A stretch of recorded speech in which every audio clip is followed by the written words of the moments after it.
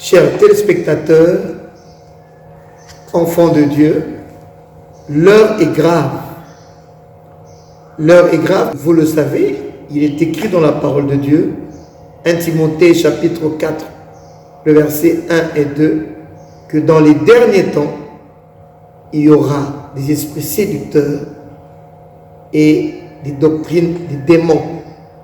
Si nous sommes venus dans vos maisons ce jour, c'est simplement pour jouer notre rôle de sentinelle, qui est de préserver la race pure de Dieu et de protéger l'Église face aux hérésies, aux esprits séducteurs et aux doctrines des démons dont l'Église fait face.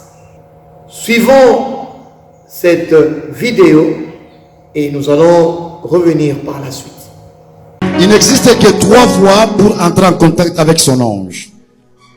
Première voie, c'est lui-même qui vient vers toi selon l'ordre du trône. Car les anges ne dépendent pas de nous les humains.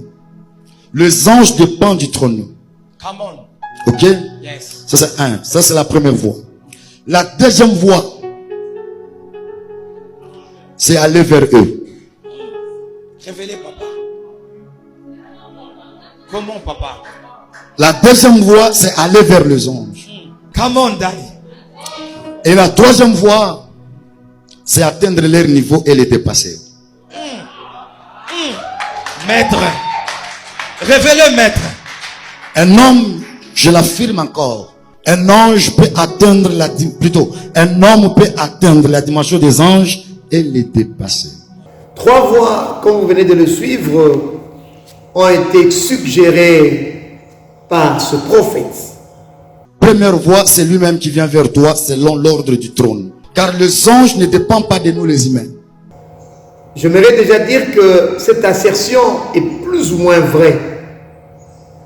Parce que nous devons le savoir. Dès qu'un enfant de Dieu entre en contact avec Christ, dès qu'un enfant de Dieu accepte Jésus dans sa vie, la prise en charge angélique est automatique. Cela veut dire que cela ne dépend pas des hommes, mais du trône de Dieu.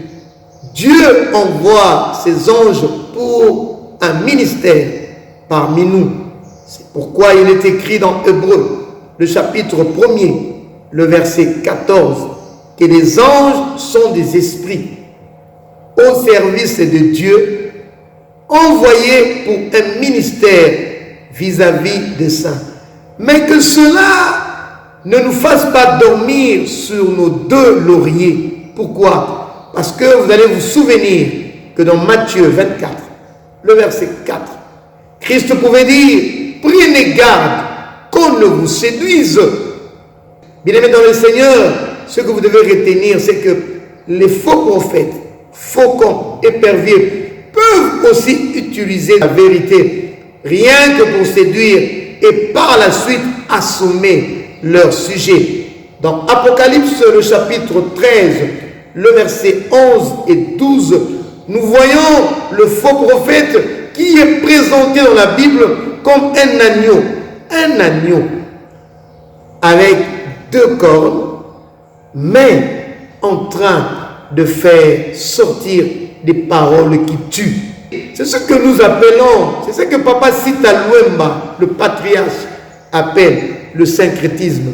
Le fait d'alterner et la vérité et la fausseté. Or, notre Dieu est un Dieu jaloux. Notre Dieu n'aime pas le mélange. Passons à la deuxième voie.